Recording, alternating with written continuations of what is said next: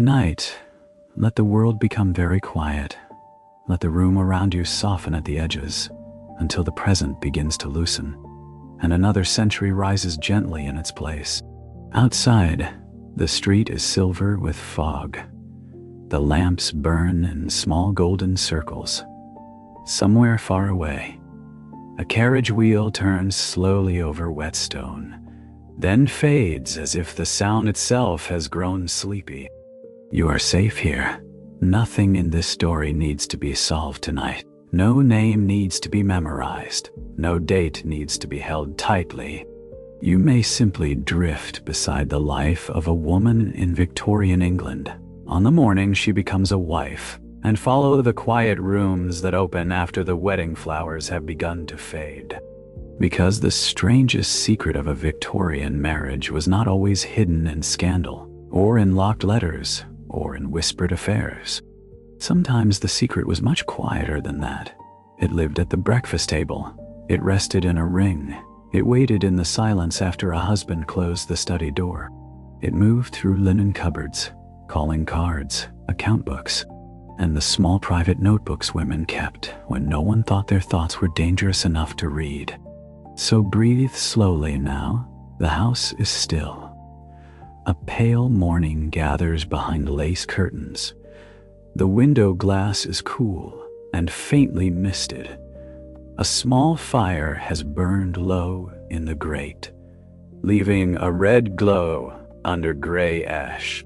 On the washstand, a china basin waits beside a folded towel, a bar of lavender soap, and a brush with a handle smooth as moonlight.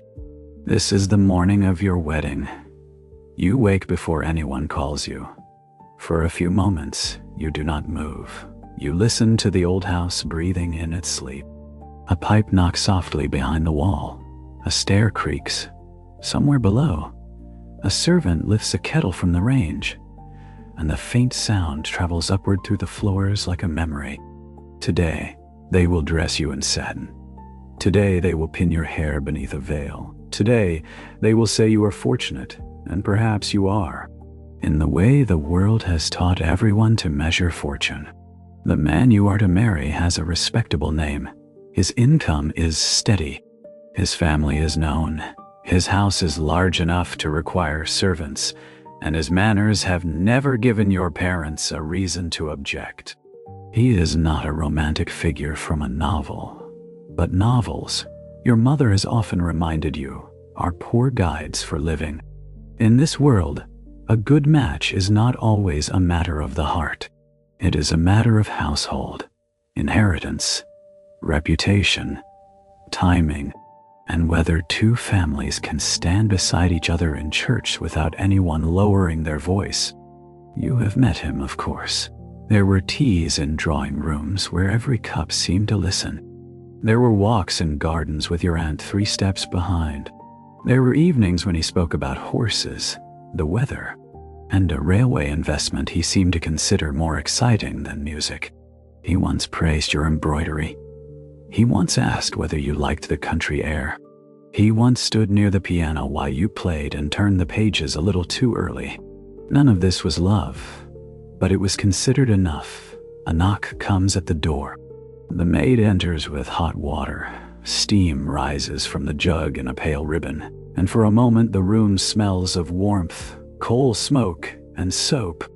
She keeps her eyes lowered while she lays out the linen. Her movements are careful, practiced, almost soundless. She is younger than her calm suggests. In a Victorian house, many girls learn early that quietness can look like competence. First comes the shift, then the stockings, then the stays. The corset closes around you like a lesson repeated so often, it no longer needs words. You breathe in, the maid pulls. You breathe out. She pulls again. Your ribs yield by habit. Your waist narrows into the shape expected of you. Your shoulders lift. Your posture improves. The body becomes formal before the soul is ready. You do not complain. Complaining on a wedding morning would be remembered. Outside, The sky brightens from iron to pearl.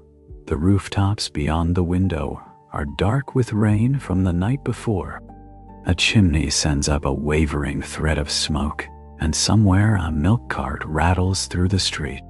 Then the dress is brought forward. It is cream satin, not pure white, though everyone will call it white.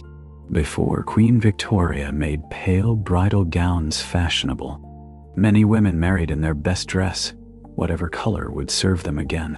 But since the Queen appeared in lace and light, white has become a kind of dream that families purchase and daughters carry. It suggests innocence. It suggests status. It suggests that this dress may exist for one day only, and that one day is important enough to justify it. The gown is lowered over you. The silk slides down with a soft whisper. The sleeves are close at the wrists. The neckline is modest. The skirt is full enough to make you feel both grand and strangely trapped. The seamstress has done her work well. It fits so perfectly that comfort seems not to have been consulted. Your mother enters then. She smells faintly of violet water. Her face is composed, but her fingers tremble once when she touches your veil. Only once. Then she is steady again. Victorian mothers often had to prepare their daughters for marriage by teaching everything except the things most needed. Taught how to receive callers, how to manage servants, how to write thank you notes, how to keep household accounts, how to walk through a room without appearing either proud or uncertain. They did not always teach how to be alone with a husband. They did not always teach how to make a life inside a rule. Your mother smooths the veil over your shoulders. She places a small blue ribbon in your gloved hand. Something old and something borrowed stitched together by custom. Her voice is gentle when she says, "It is for luck." Then she pauses. "Remember? Darling," she says, "you are not only marrying a man, you are entering a future." The words are meant as blessing. They feel heavier than that. Downstairs, the house is awake. Relatives murmur in the hall. A cousin laughs too brightly. Your father speaks with someone near the door. The servants move quickly and silently, polishing the last visible edges of the morning. The carriage waits outside, dark and shining from the damp. You descend the stairs slowly. Everyone looks at you. For a moment, you feel less like a person than a portrait being carried carefully from one wall to another. Your father offers his arm. His expression is proud, solemn, and relieved in a way he would never admit. A daughter well married is a duty completed, a worry transferred, a family investment protected by flowers. The carriage ride to the church is short, but it seems to pass through a dream.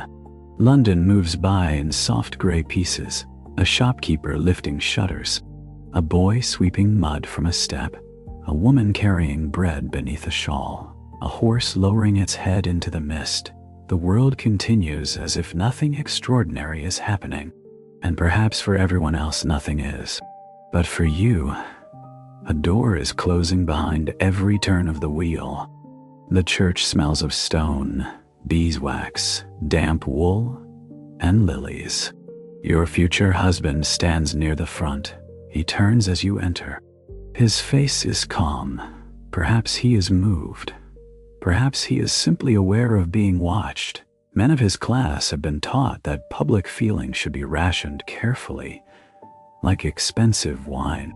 The ceremony begins. The old words rise into the cold air.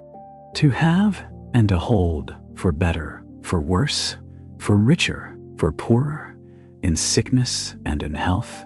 The phrases have passed over so many brides that they seem almost worn smooth. Then comes the word that does not feel smooth at all. Obey. It settles into the church without surprise. No one shifts. No one glances up. In this century, obedience is not only a religious phrase or a poetic relic. It belongs to a wider legal world in which a married woman can be folded into her husband's public identity. Under coverture, a wife's independent legal existence is narrowed, sometimes nearly erased. Her property, her contracts, her earnings, and even her authority over her own life may be absorbed by the man whose ring is now being placed upon her hand. The ring is small. The meaning is not. You repeat the vow. Because the room expects it, your voice is quiet. And just like that, everyone smiles. The wedding breakfast is bright with silver and noise. There is cake, fruit, wine, speeches, and relatives who seem suddenly to own shares in your happiness. Your husband thanks both families. His father speaks of continuity. Your mother dabs at her eyes with a lace handkerchief. An aunt comments that the flowers are tasteful, which in her mouth is the highest form of emotion. Women touch your arm and say you must be very happy. Men say your husband is a fortunate fellow. No one asks you what happiness feels like in this moment. That would be too intimate, and Victorian life is often most intimate exactly where it refuses to speak. The day lengthens, your cheeks ache from smiling, your veil is lifted, arranged, admired, and finally removed. The flowers droop slightly in their ribbon. Guests depart in layers of voices, gloves, hats, carriage steps, and final blessings. Then evening arrives, a quieter room, a fire, a closed door. For the first time, there is no mother, no aunt, no maid, no guest pretending not to listen. There is only your husband, standing a little awkwardly by the hearth, and you, still dressed in the remains of ceremony. He says it has been a long day, you agree. The sentence is true and useless. The bed waits with its white coverlet smooth and bright in the low light. The curtains are drawn, the candle flame trembles. You realize how thoroughly the world has trained you for the public parts of marriage, and how little it has offered for this private threshold. So the night does not unfold like a romance. It unfolds like human uncertainty. A little silence, a little fear, a little politeness, perhaps a little kindness, perhaps only fatigue. History often preserves marriage in portraits, laws, settlements, and family trees, but much of it lived in smaller places, in a young woman's breath held too long, in the awkwardness of two people who are legally bound before they are emotionally known, in a candle burning beside a bed while a new name settles over an old self. Later, when he sleeps, you remain awake. The fire lowers itself into red coals. The house is still again somewhere outside. A horse stamps once against the stones. You lift your hand and look at the ring. It catches almost no light, yet it feels heavier than the dress, the flowers, and all the watching faces of the day. You do not cry, not because you are happy, not because you are unhappy, but because some changes are too large for tears to find them at once. You lie quietly and tell yourself that many women have crossed this threshold before you. Your mother, your sister, the cousins who laughed behind fans, the ladies in church with their serene faces and folded gloves. Perhaps they too once stared into the dimness and wondered where the girl ended and the wife began. The answer does not come. Only morning does. It arrives pale and calm, touching the curtains before the house has fully woken. You open your eyes slowly. For a moment you forget where you are. Then the room gathers itself around you, and with it the memory of yesterday. Your first full day as a married woman begins with tea. The breakfast room is long, polished, and too bright. Sunlight lies across the mahogany table in clean rectangles. Each spoon shines, each cup waits. Your husband sits at one end with the newspaper open before him. You sit at the other, near enough to be his wife, far enough to feel like a guest in need of instructions. There is toast in a silver rack, eggs beneath a cover, marmalade glowing amber in a glass dish, butter softening beside the fire. The maid moves quietly behind your chair. Below stairs, dishes clatter in a rhythm more certain than your heartbeat. Your husband reads aloud. A line about Parliament. You nod. He reads something about railway shares. You nod again. He asks whether you slept well. It is a question designed for politeness rather than truth. So you answer it properly. Yes. He seemed satisfied.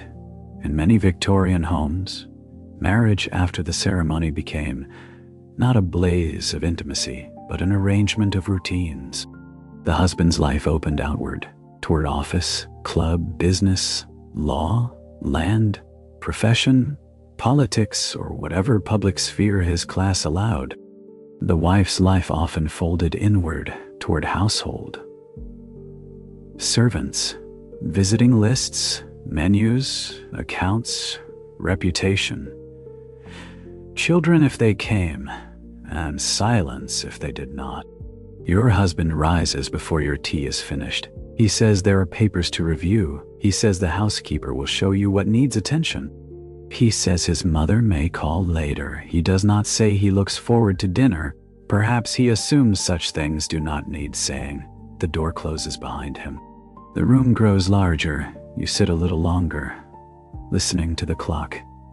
Its ticking seems almost rude in its confidence. The maid waits near the sideboard, hands folded, eyes lowered. She is present, but she is not company. You will learn that difference well. Soon the housekeeper appears. Mrs. Vale carries keys at her waist, and they make a soft metallic music when she walks.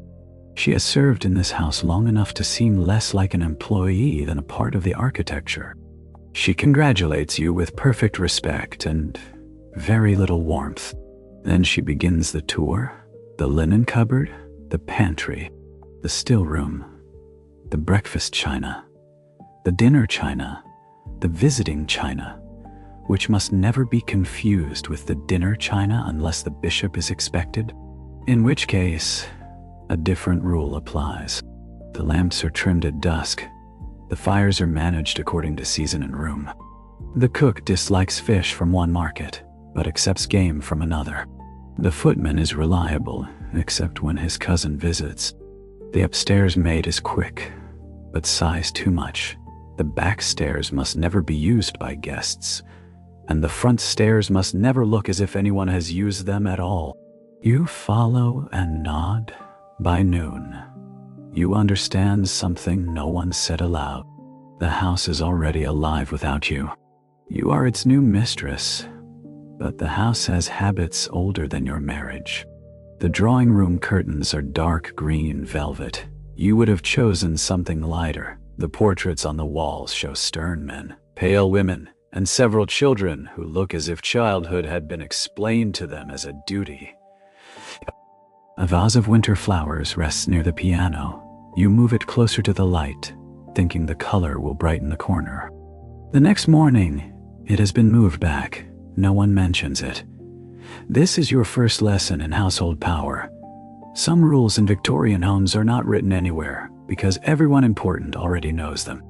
Where the master sits, when fires are lit, which neighbors are received warmly, which are received coolly, which are not received at all.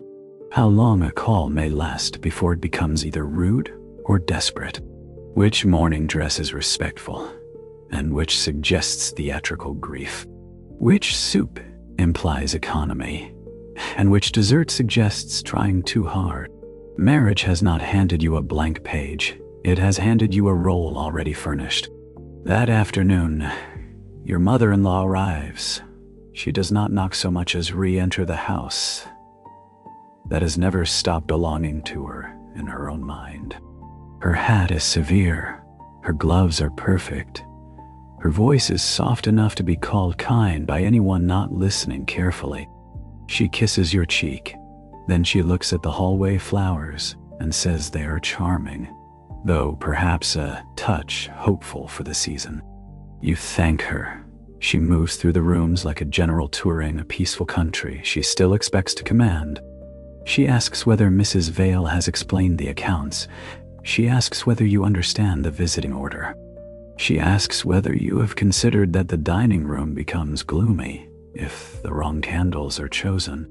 Over tea, she tells stories from her own early marriage. They sound like memories. They are really instructions. Do not be too familiar with servants. Do not contradict your husband before others. Do not let loneliness make you untidy. Do not read too late by poor light. Do not appear eager. Do not appear cold. Do not give people a reason to pity you, unless pity is useful. You listen carefully because women in this world often pass down survival disguised as correction. When she leaves, the room smells of bergamot and restraint. You remove your gloves slowly. The seams have marked your fingers. That evening, you dress for dinner, not for guests, only for your husband. Yet even this requires ceremony. A dark silk gown, hair pinned, pearls at the throat. You enter the dining room and find him already seated. He looks up, nods approval, and returns to his napkin. The soup is served. He speaks of business. You answer where an answer belongs. There is no cruelty in it, and that makes it difficult to name. Sharp harm can be pointed at. Neglect wrapped in politeness becomes air. It fills the room without seeming to exist. After dinner, he reads, "You sew. The fire burns low and steady. Outside, fog gathers against the windows. Inside, everything is proper." And perhaps that is one of the quiet secrets of respectable Victorian marriage. It did not need to be joyful to be admired. It needed to be polished, maintained, and visible in the proper places. Sunday comes with church bells and cold air. You walk beside your husband, not quite arm in arm. The neighbors are out too, emerging from their houses in dark wool, velvet bonnets, polished boots, and expressions suited to worship. The street smells of wet stone and horse leather. Bells move through the fog like slow silver circles. Inside the church, the air is colder. You open the prayer book in your lap. The old words rise around you again. Love, honor, obey. Now that they belong to ordinary life, they sound different. After the service, people gather in the vestibule. A lady asks whether you are settling in well. A gentleman says marriage gives a woman her proper sphere. Someone remarks that your husband looks content. No one asks whether contentment has found you. You learn to answer with small, graceful phrases. Very well, thank you. How kind of you. Yes. The house is lovely, yes. We are fortunate. The more often you say fortunate, the stranger the word becomes. At home, you begin keeping a notebook. At first, it is harmless. Household notes, menus, calls to return, linen counts, a reminder that Mrs. Vale prefers candles from one supplier and distrusts another. Then, one wet afternoon, while rain moves down the window and the house holds itself in a gray hush, you write a sentence that has nothing to do with the pantry. I am learning the shape of silence. You stare at the words. The ink dries. Nothing happens. The door does not open. The portraits do not accuse you. The law does not descend from the ceiling. The house remains exactly as it was, yet inside you, something shifts. The notebook becomes a room no one else can enter. You hide it behind the sewing basket, because no one fears a sewing basket. Men see thread and think of patience. Servants see thread and think of work. Women see thread and sometimes understand that the smallest containers can hold the sharpest truths. You write carefully. He asked whether I wanted a new bonnet. He did not ask whether I wanted the day to feel less empty. Mrs. Vale moved the vase back. I moved nothing else, but I noticed everything.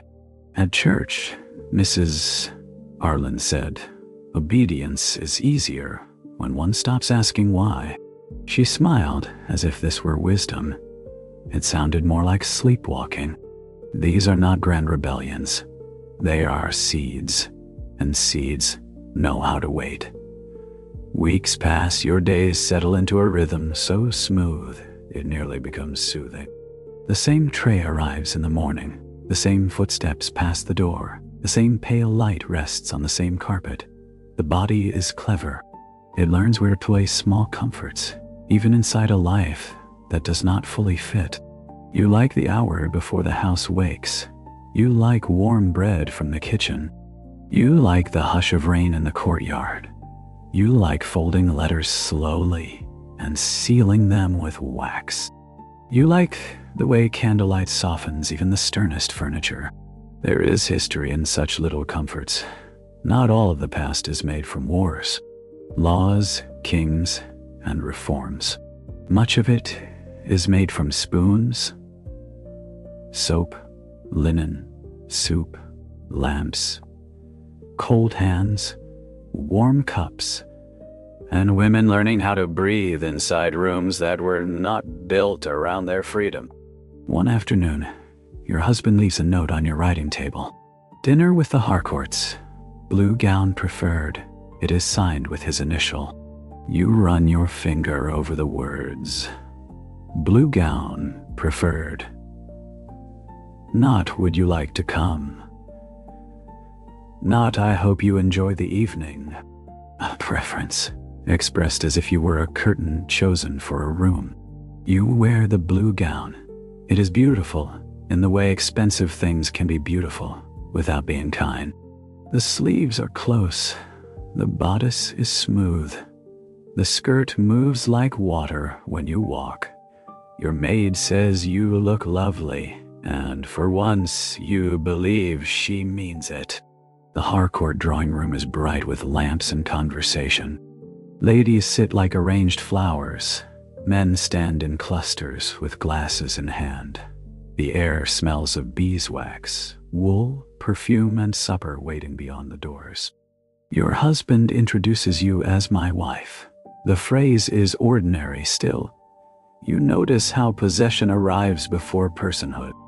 You sit beside Mrs. Ellery, a woman with amethyst earrings and tired, observant eyes. She asks whether you play music. You say a little. She asks whether you read. You hesitate, and she notices, read everything you can. She says softly, while the men discuss a hunting estate. Then she smiles as if she has mentioned nothing more dangerous than the weather. At supper, someone speaks of reform. Without thinking, you offer a careful thought about factory girls and long working hours. The table stills for a breath, not long enough for accusation, long enough for instruction. A gentleman clears his throat. A lady asks whether the pudding contains almonds. The conversation moves on without you. Later, in the carriage home, your husband says you seemed animated. The word is not praise. You apologize, though you are unsure for what. The carriage wheels roll through fog. Gas lamps pass like moons trapped near the earth. Your blue gown rustles softly whenever the carriage turns. You look out at the blurred city and think of Mrs. Ellery's tired eyes, and the way she said read everything as though she were slipping a key into your hand. The next morning, you enter the library. It is your husband's room in spirit, though no one has said you may not use it. Shelves rise darkly to the ceiling. The books smell of leather, dust, and old tobacco. There are sermons, histories, parliamentary reports, travel accounts, and novels tucked farther back, as if they might behave better if hidden. At first, you choose safely. Poems, A Saint's Life, a book on household management that makes thrift sound holy and overcooked cabbage sound like a moral collapse.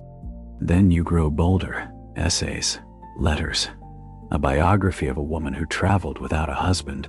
and was described by reviewers as both admirable and alarming. The notebook fills. The house continues. Your husband never asks what you read. This becomes its own permission, in law and custom. He has great power, but in practice, he is not curious enough to search the spaces where you are becoming yourself. That is one of the odd weaknesses of a world built on control. It often mistakes silence for emptiness. You are not empty. You are gathering. Other women are gathering too. You discover this slowly, as one discovers a pattern in wallpaper after staring at it for weeks. Mrs. Ellery lends you a book and forgets to ask for it back. A cousin mentions a lecture, then changes the subject when a man approaches. Your old school friend Beatrice sends a note asking whether you ever walk near Russell Square on Thursdays. You do. The day is gray and mild. Beatrice wears a dark coat cut more simply than fashion requires. Her hat has no unnecessary flowers. She looks older than you remember, but more awake. You walk together beneath bare branches. At first you speak of safe things, weather, shops, mutual acquaintances. Then the conversation loosens. She asks how marriage suits you. The phrase is so common that it should be easy to answer. Instead, your throat tightens. You say it is respectable.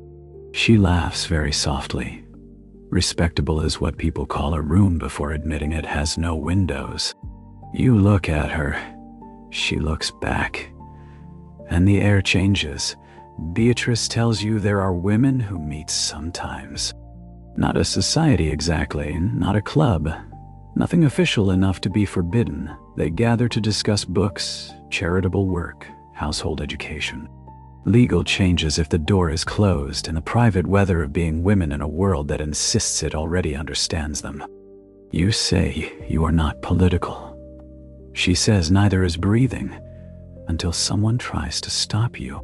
That evening, you return home with cold cheeks and a mind full of small lights. Your husband notices only that dinner is late by 6 minutes.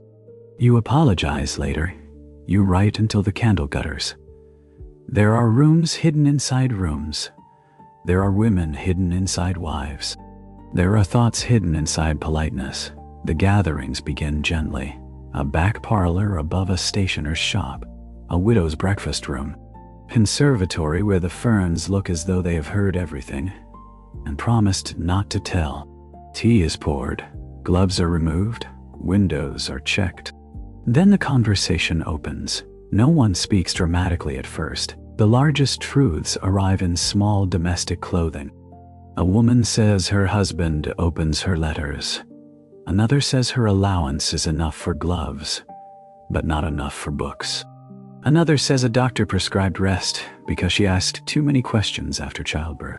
Someone mentions Caroline Norton and how the suffering of one clever, well-connected woman helped draw attention to the impossible position of many married women and mothers. Someone else speaks of property laws changing slowly, reluctantly, like heavy doors dragged across stone. The names matter, but so does the feeling in the room, the careful recognition that private pain becomes less private when another woman nods. You listen more than you speak. Listening is safer. Listening is also how courage learns the map. After these meetings, the script of your home feels stranger. You notice the account books that record household spending but not your quiet wants. You notice the way your husband says "my house" in company. You notice how visitors praise your management as if management were the same as fulfillment. At night, you return to safety. The room is warm. The lamp is shaded. Your shawl rests around your shoulders. Whatever history is doing beyond the walls. This hour belongs to breath, ink, and the soft scratch of a pen crossing paper. Winter deepens. The city becomes a study in gray. Fog presses against windows. Horses steam in the cold. Shop lamps glow amber through the afternoon. In the house, fires become the center of every room, and people arrange themselves around warmth as if warmth were a kind of authority. You learn the household more intimately. The cook, Mrs. Pritchard, has red hands and a judgment for every cut of meat in London. She pretends not to like you, then begins saving the best heel of bread for your tray. The young maid, Annie, startles when anyone speaks sharply. You begin thanking her by name. The first time you do, she looks as if you have opened a window. Small kindnesses travel quickly below stairs. So do mistakes. One morning, you overhear two maids whispering as they carry coal. The new mistress is quiet, one says. Too quiet, says another. Maybe unhappy. Then an older voice, perhaps Mrs. Pritchard, says, most women are, until they find what keeps them standing. You step away before they see you. The sentence follows you all day. What keeps you standing? At first, it was training. Then fear, then habit now. Perhaps curiosity. The fragile, stubborn curiosity of a mind waking in a room where everyone assumed it had been sleeping. You begin taking longer walks. You say it is for your health, which everyone accepts because women are often allowed to be delicate when they are not allowed to be free. You walk through squares, past iron railings, along shop fronts, beneath branches black against the pale sky. You notice laundry in narrow yards, clerks hurrying with ink on their cuffs, widows in black, girls with parcels, nurses pushing prams, flower sellers with chapped fingers and bright violets. The city is full of women moving through rules. Some are watched, some are ignored, some have more freedom because they have less reputation to protect. Some have less freedom because poverty has already spent every choice. You begin to understand that your own cage is lined with silk, but it is still a cage. This does not make you ungrateful for warmth, shelter, clean linen, and quiet rooms. It only makes gratitude more complicated. Comfort can be real and still not be freedom. Safety can be real and still be conditional. A woman may be envied from outside a window while she sits behind it wondering how to open the latch. One evening, your husband notices mud on the hem of your walking dress. You went far today, he says, a little. You should take the maid if you insist on wandering. Wandering, the word irritates you more than it should. You say mildly that walking clears your head. He returns to the paper. Too much thinking clouds it again. It is meant as a joke. You smile as if it is one later. You write the sentence down, because some cages are built from remarks small enough to be denied. Spring comes slowly. The first green appears in the park like a secret kept by the earth. Rain smells softer. The servants open windows for a few minutes at midday. Dust floats in sunbeams. The house seems less severe when light reaches the corners. Your life takes on a strange brightness, not happiness exactly. Something quieter and less fragile. You have friends now, though the word is not used too openly. You have books passing beneath shawls, meetings disguised as charity work, a notebook thick with observations. You have learned that loneliness, once named, becomes smaller than loneliness carried alone. Then comes the physician. It begins with a cough, a small one. Annoying more than serious, your husband hears it at breakfast and decides a doctor should be called. You say it is unnecessary. He says caution does no harm. The doctor arrives with polished boots, silver spectacles, and the air of a man who has never doubted the usefulness of his own voice. He asks about the cough, sleep, appetite, nerves. He says nerves with a particular softness. as if the word belongs especially to women and small dogs. You answer carefully. He listens to your breathing. He looks at your tongue. He asks whether you have been reading too much. He asks whether married life has placed unusual demands upon your constitution. He does not ask whether you are lonely. He does not ask whether you are angry. He does not ask whether the life expected of you is too narrow for the mind living inside it. He concludes that you are suffering from nervous exhaustion, aggravated by feminine sensitivity and indoor reflection. He recommends fresh air, light meals, less stimulating literature, and a tonic. The tonic is in a small brown bottle, laudanum, opium dissolved in alcohol, made respectable by a doctor's hand. In Victorian households, laudanum could appear as ordinary as tea. It was given for pain, sleeplessness, coughs, grief, cramps, anxiety, and the vague misery medicine often preferred to call nerves. Sometimes it softened real suffering. Sometimes it blurred the edge of a life that needed not blurring, but understanding. The doctor says it will help you sleep. Your husband says you should do as instructed. You hold the bottle in your palm. It catches the lamplight. That night, you do not take it. Instead, you sit beside the window and listen to rain moving through the gutter.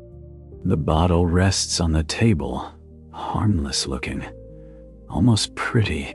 You think of all the women given bottles when what they needed was an answer. A witness, a law, a door, a friend. You pour a few drops into the soil of a fern. The fern survives. So do you. The cough fades in its own time, but after the doctor's visit, something in you sharpens. You become alert to the words used around women's bodies. Fragile, irritable, hysterical, overwrought, delicate, disordered. Such words drift through medical books, drawing rooms, sermons, jokes, and prescriptions. They make cages sound like illnesses. At Beatrice's next gathering, a widow named Clara speaks of her sister, who was sent away to rest after insisting she wanted a separate room. A younger woman says her doctor blamed her headaches on education. Mrs. Ellery says that when men are tired, they have worked too hard. But when women are tired, they have felt too much. Everyone laughs softly. The laughter is tired, but alive. You do not speak until near the end. Then you say perhaps women are not fragile by nature. Perhaps they are asked to live inside arrangements that would exhaust anyone, and then praised for not breaking loudly. The room goes quiet, not because you have said too much, because you have said something true. Afterward, Beatrice touches your sleeve. You are finding your voice, she says. On the walk home, the evening air feels clean. Lamps are being lit one by one. A boy runs past carrying newspapers. Somewhere a piano plays through an open window. You walk slowly, not from fear, but from wanting to feel each step. At home, your husband asks where you have been. With friends. What friends? Ladies from the charitable reading circle. He accepts this because charity makes women useful, and reading makes them sound harmless. You go upstairs and write by candlelight.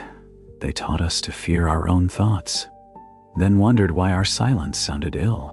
Summer brings parties. The season spreads itself over London in flowers, invitations, heat, dust, and obligation. You attend dinners, musicales, garden breakfasts, charity fairs, and evenings where conversation circles, the same subjects like moths around a lamp. You become skilled at moving through these events without losing yourself entirely. You know when to smile. You know when to listen. You know when to let an opinion pass over you like weather. You know which women can be trusted with a pause. There is a secret language among wives, widows, sisters, daughters, and unmarried companions.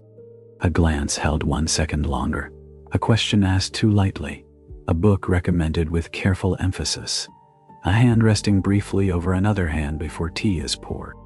One evening, at a musical party, a singer performs a melancholy song in Italian. You do not understand every word, but you understand the feeling. The piano fills the room like dark water. Around you, faces soften. Even the men stop speaking for a while. Beside you, a woman you have met only twice whispers that music is dangerous because it makes the truth feel respectable. You nearly laugh. The song ends. People applaud. For a moment, everyone seems returned from somewhere private. This is one comfort of the past. People were as full of secret weather then as we are now. Behind stiff collars, corsets, black coats, folded gloves, and calling cards, there were thoughts moving like clouds. Desire, boredom, irritation, tenderness, grief, ambition, shame, hope. Portraits make them look still, but no one is still inside. On the carriage ride home, your husband is quiet. You are used to that. But tonight, his quiet has a scent, orange blossom and musk, not yours at first. You tell yourself it may have come from the room. A lady passing close, a crowded hallway, a cloak brushing another cloak, but the scent returns the next week. Then again, there are late meetings, locked drawers, letters delivered by a boy who does not come to the front door, a private smile that disappears when you enter. You do not ask immediately. Victorian wives were often expected to know without knowing, to see without saying, to preserve dignity by protecting the lie that injured them. Men of status could have indiscretions if they were discreet. A mistress might be hidden in rooms across town, supported quietly, condemned only if the arrangement became inconvenient. A husband's scandal could bruise him. A wife's reaction could ruin her. So you watch, not because you are powerless, because truth, gathered slowly, becomes difficult to dismiss. One evening, he returns after midnight. You are waiting in the drawing room with a book open in your lap, though you have not read a page. The lamp is low. The rest of the house sleeps. He pauses when he sees you. You ask who she is. Your voice is calm. That is what surprises him. He removes his gloves.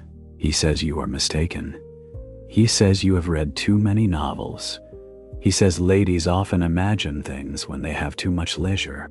He does not say there is no one. The silence says it for him. You do not weep. Not then. Instead, you look at the man you married. The man whose name covers yours. The man whose house you manage.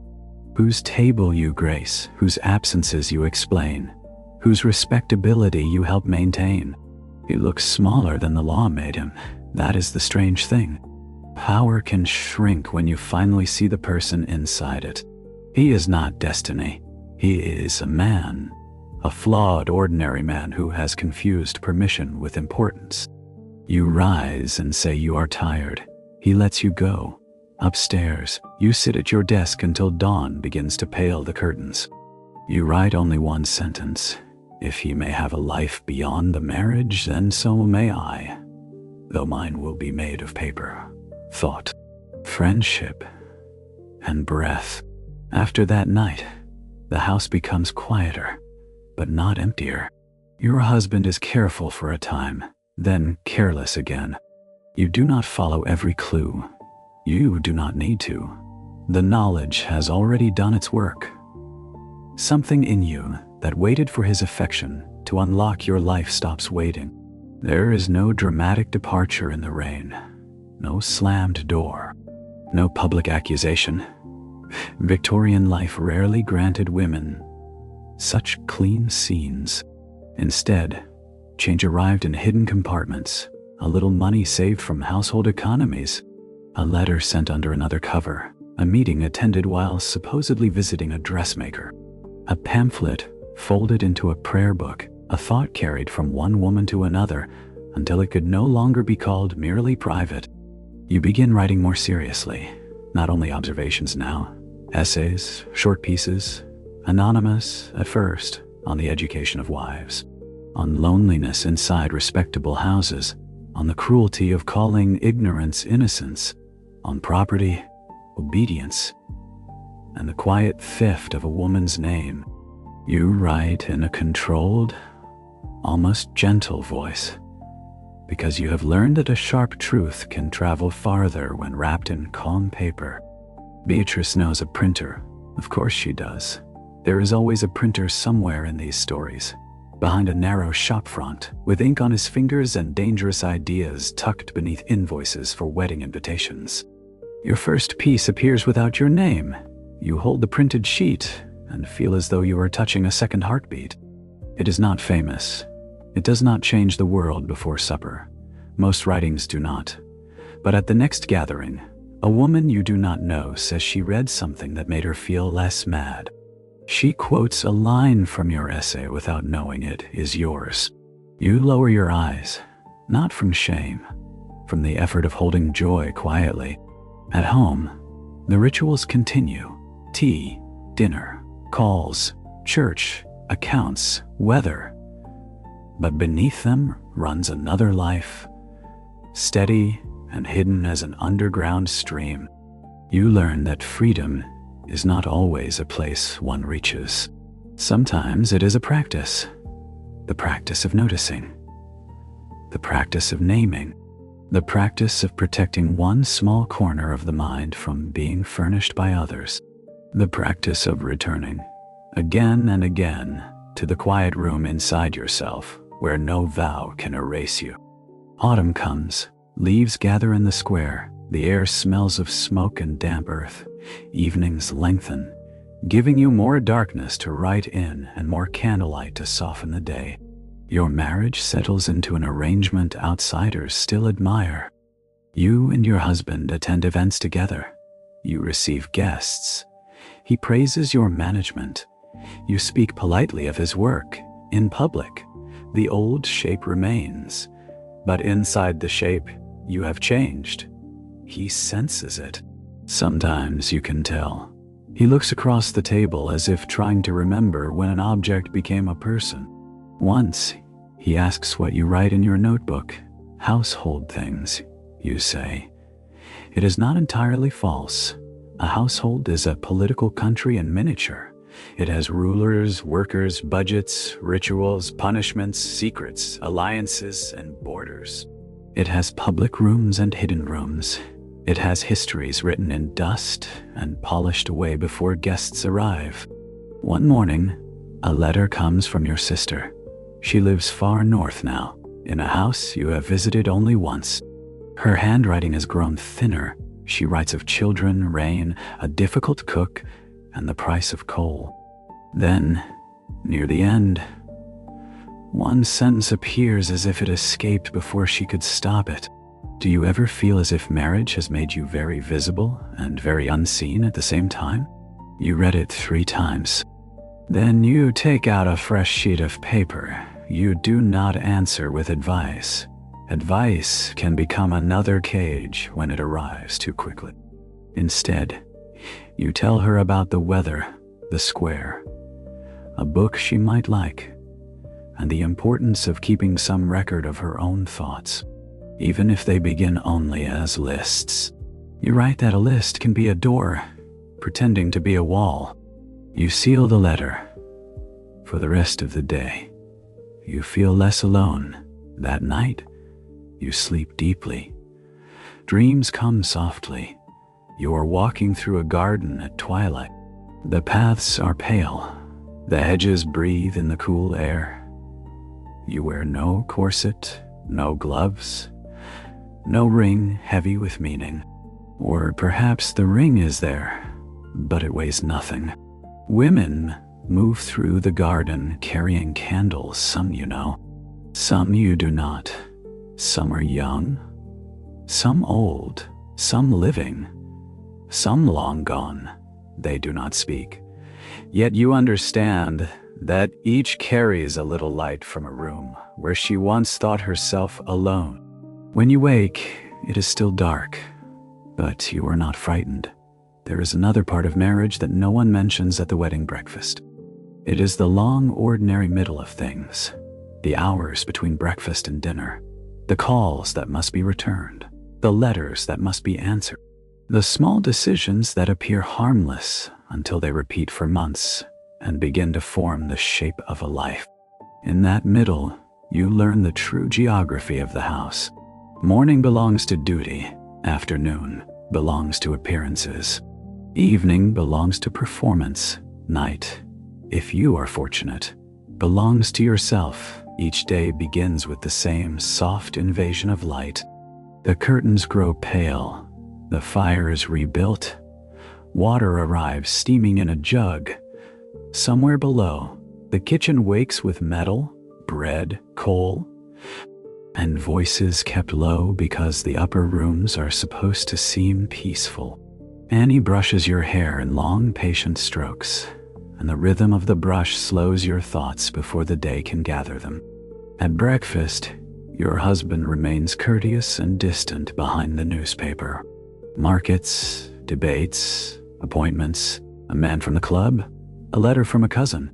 You learn which remarks require a reply, and which require only the soft sound of attention. Yes, of course, how interesting, I see. After he leaves, the house turns toward you and requests. The cook wants approval for a menu, Mrs. Vale wants to discuss candles. The laundress has sent word about starch. A vase has chipped. The butcher has overcharged again, according to Mrs. Pritchard, who seems personally insulted by the price of mutton. You sit with the account book open before you, columns of numbers. The cost of soap, the cost of coal, the price of polish, thread, lamp oil, sugar, tea. It is strange to hold responsibility for so many small purchases while owning so little in the legal sense. You may choose marmalade, candles, flowers, and linen. You may count every spoon, yet the larger structure belongs elsewhere. The house is managed through your hands, but it is not truly in your hands. This thought comes sharply at first. Then it softens.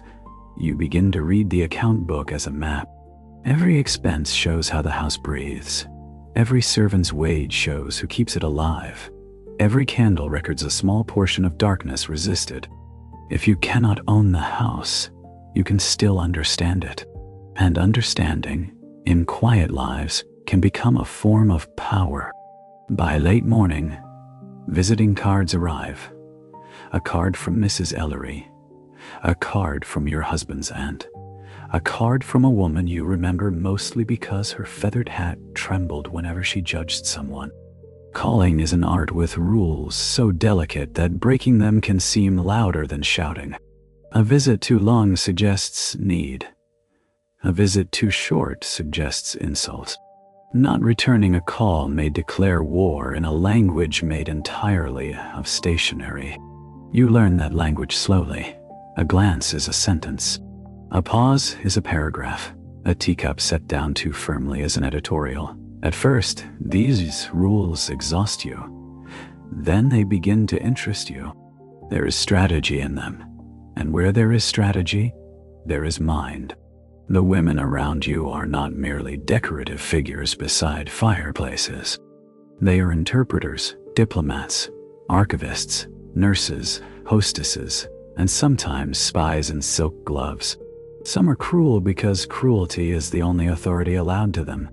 Some are kind in hidden ways. Some have been disappointed for so long that disappointment has become their posture. You watch them all. In your notebook, you give them names you would never speak aloud. The woman who smiles before she strikes. The woman who knows every debt. The woman who has forgotten her own voice. The woman with a window still open somewhere. You are not sure which one you are. Not yet. Afternoons are softer when it rains. Rain frees you from certain obligations. A walk may be postponed. A caller may be excused. The house grows dim, and even Mrs. Vale becomes less severe beneath the sound of water against glass. On rainy afternoons, you sit near the window with a book open on your lap and your notebook hidden beneath it. The rain silvering the panes makes the room feel separate from the world. Safe. For a little while, the rules outside blur. You read slowly. Sometimes you read the same page more than once, not because you fail to understand it, but because one sentence has opened a passage in you and you are not ready to move on. The best books do not always give answers. Sometimes they simply prove that another mind has walked near the same darkness and left a lamp there. One afternoon, you find a line in an essay about education that makes you very still. A mind unused is not a peaceful mind. You close the book. The rain continues, somewhere below. A kettle sings briefly, then is lifted from the heat. The house returns to its ordinary murmurs, but you remain changed by that one line. Perhaps restlessness is not always illness. Perhaps it is the soul tapping gently against a locked door. That evening, when your husband says you seem distracted, you answer that you were thinking about the rain. He accepts this. Rain is safe. A woman's thoughts are less so. The more you write, the more the notebook alters your days. It gives every silence a second life. A dull luncheon becomes material. A cold remark becomes evidence. A small kindness becomes something worth preserving. You begin carrying a tiny pencil in your reticule, wrapped in cloth so it will not mark the lining. You write fragments when no one sees. The smell of cloves in Mrs. Ellery's hall. Annie's hands chapped from soap. Husband said my wife 4 times, and my name not once. Beatrice laughed with her whole face today. Fog makes every street look undecided. These are not essays yet. They are pebbles, but a path can be made of pebbles. At Beatrice's gatherings, the circle slowly widens. A school teacher comes one week, plain in dress and brilliant in speech. She has no husband, which gives society a reason to pity her and a secret reason to fear her. She speaks of girls learning geography, mathematics, and history not as ornaments, but as tools for understanding the world they are expected to decorate. A married woman in a green shawl says her husband believes education makes women argumentative. The school teacher smiles, only if the argument was already waiting for facts. The room laughs softly. You carry that laughter home like a warm coal. Another week, a widow brings old letters from her mother. The paper is thin, the ink brown with age. She reads a passage in which her mother, married at 17, describes hiding a book in the flower bin because her husband disliked seeing women read anything beyond devotionals and recipes. The room grows quiet. Not sad, exactly. Reverent. There are so many hidden books in women's history. Books under mattresses, books behind linens, books wrapped in aprons, books read by candle stubs after the house sleeps, a whole underground library of wanting to know. You think of the library at home, with its high shelves and leather spines, and how no one ever had to hide those books from your husband. Knowledge looks respectable when it belongs to men. It looks suspicious when it begins to free women from needing permission. That night, you return to your desk and write until your fingers ache. Then you lower the pen. The room is quiet. The candle is low. Return to the safe things, you remind yourself. The shawl, the chair, the small circle of light, the sound of your own breathing. Not every truth must be carried at full weight all night. Some can be placed gently on the page and left there until morning. As the months pass, your relationship with the servants changes in ways too subtle for your husband to notice. You do not become friends. The world would not allow that easily, and neither would the facts of class, money, and labor. But something like recognition grows. You learn that Annie sends part of her wages to a mother with weak lungs.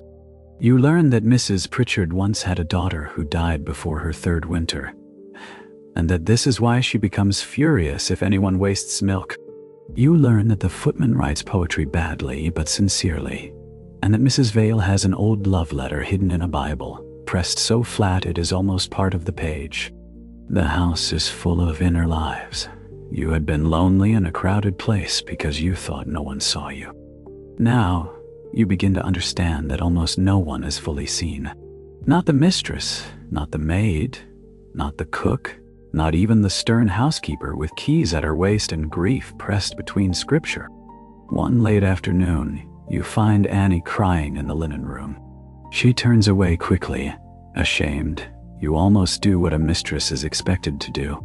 Pretend not to see, preserve order, leave feeling to settle itself in private. Instead, you ask quietly whether she has had bad news. She nods. A brother ill, a letter delayed, no money for the train even if she were permitted a visit. There is no easy solution. You cannot remake the conditions of her life with sympathy. But you can sit for 1 minute on the wooden chair by the folded sheets and let her speak without hurrying her back into service. When she is done, you give her a plain cotton handkerchief. Useful later, you arrange through Mrs. Vale for Annie to have an afternoon free under the excuse of visiting an aunt. You do not tell Annie you did it. She knows anyway. The next morning, your tea arrives exactly as usual, but beside the saucer lies one small violet, no bigger than a fingertip. You place it in your notebook and press it flat. Purple fades to blue. Blue fades to memory. Memory remains. Your husband notices none of this. He notices when the soup is oversalted. He notices when the newspaper is late. He notices when a guest has been seated too near someone with whom they once quarreled over a will. But he does not notice the violet. He does not notice that your notebook grows thicker. He does not notice that when you sit silently now, your silence is not empty obedience, but chosen concealment. This difference matters. A silence forced upon a woman can hollow her. A silence chosen for protection can shelter a flame. There are evenings when you almost pity him. Your husband, with his orderly papers and polished boots, believes himself the center of the household because the law and custom have arranged the furniture that way. But he misses so much. He misses the private alliances passing through tea trays. He misses the intelligence in rooms he considers idle. He misses the tiny acts of mercy, resistance, humor, and endurance that keep the house human. He sits at the head of the table, but he does not know the whole table in late autumn. Beatrice asks you to read aloud from one of your pieces. You refuse at first. The gathering is small, only 6 women in Mrs. Ellery's back parlor, with a coal fire burning and rain tapping at the window. There is tea on the table, though no one drinks much. A plate of seed cake sits between you all, slowly drying at the edges. Beatrice says you do not have to read everything, only a little. Your hands feel cold. You unfold the paper. The first sentence looks too bold now that other people may hear it. You nearly apologize before beginning, a habit women are trained into so deeply that even thoughts must enter the room with lowered eyes. But you do not apologize, you read. Your voice is quiet at first, then steadier. You read about a wife standing at a window while a house moves around her. You read about kindness that becomes control when it never asks consent. You read about a woman learning to keep a private room within the mind. When you finish, the fire makes a small collapsing sound. No one speaks for a moment. Then Mrs. Ellery says, softly, again. So you read the last paragraph again. This time, you hear your own voice differently. Not as a trespass, as a presence. Afterward, the women do not praise you too loudly. Loud praise would make the thing feel brittle. One squeezes your hand. Another asks for a copy. Beatrice looks toward the window and blinks several times. You fold the paper carefully. On the way home, the city lamps shimmer in the wet street. Your boots are damp. Your gloves smell faintly of smoke from Mrs. Ellery's fire. You carry no trophy, no announcement, no public honor. Only the knowledge that your words have lived for a few minutes outside your own body and did not die there. That is enough. More than enough. At home, your husband is in the study. The door is closed. Light shows beneath it in a thin gold line. Once, that closed door would have felt like exclusion. Tonight, it feels almost peaceful. He has his room. You have yours. Not equal, not legally, not socially, but inwardly. Something has balanced. You climb the stairs, enter your bedroom, and remove your gloves finger by finger. The house is quiet. Your face in the mirror looks tired, but not erased. You whisper, "There you are." Then you sleep. The final months of the year fill the house with domestic brightness. Plum preserves in the pantry, wool blankets brought down from storage, fir branches in the hall, frost on the window, servants' laughter rising briefly from below stairs before someone remembers to hush. Your husband becomes more attentive near Christmas, perhaps not from transformation, but from the sentimental customs of the season. He gives you a bracelet. It is tasteful, expensive, and chosen by someone else. You thank him. You wear it once. Then you place it in a drawer beside old gloves and a blue ribbon from your wedding morning. The ribbon has faded.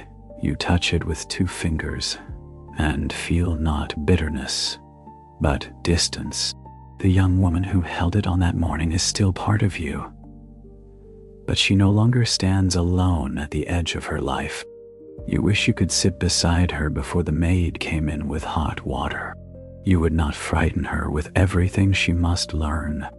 You would only say that she will survive more quietly than she expects, and that quiet survival is not the same as surrender.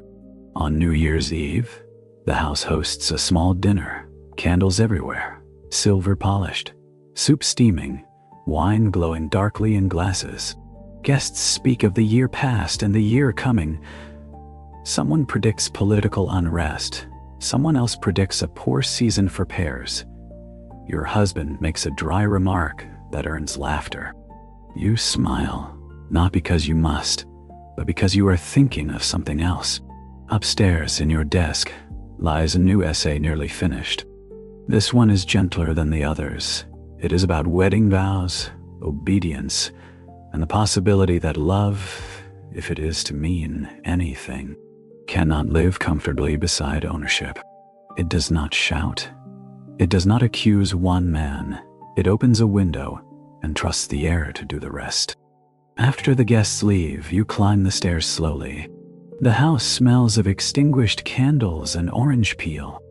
Your dress whispers over the floor.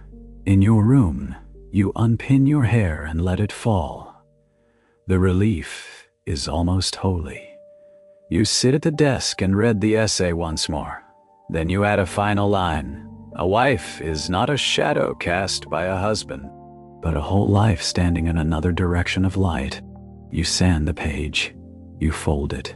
You hide it inside a book of sermons no one opens. Then you go to bed. The story could end there, but sleep stories should not close like locked boxes. They should soften at the edges, as a lamp softens when the wick is lowered.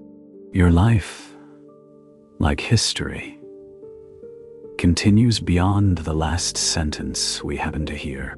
There will be more mornings, more tea, more fog, more letters, more women passing folded pages from hand to hand. Some laws will change slowly. Not enough at first, never enough for those who needed them sooner. Married women's property rights will be argued, resisted, revised. Custody and divorce will remain tangled in class, money, gender, and public shame. Reform will not arrive like sunrise.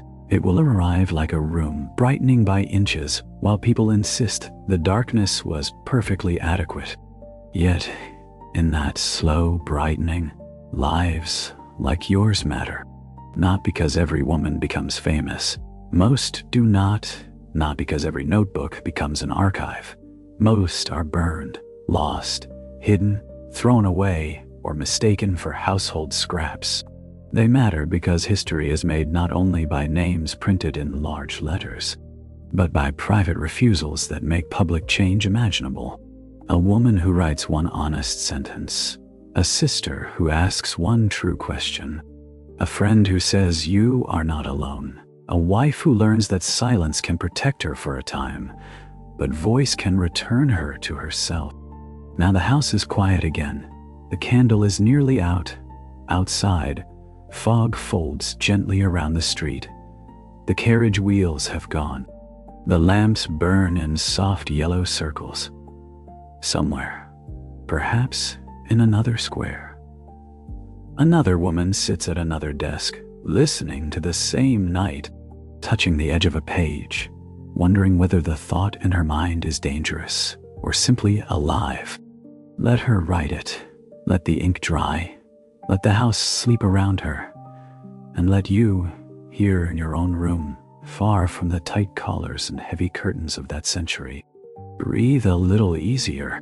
The past has many locked doors, but tonight we have walked through one, slowly.